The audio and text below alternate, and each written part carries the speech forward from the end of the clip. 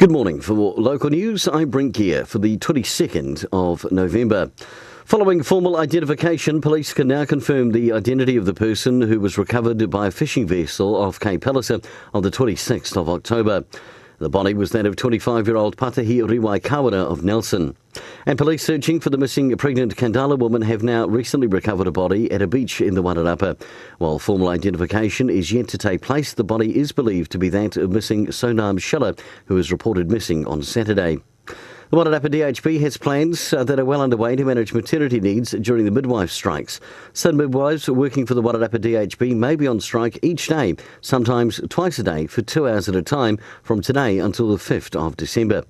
And finally, in sport and giant softball this weekend, the Prem 2s are away to Kapiti, the women are away to Dodgers, and it's the Presidents at home this weekend playing Railways with that game at 1 o'clock on Sunday.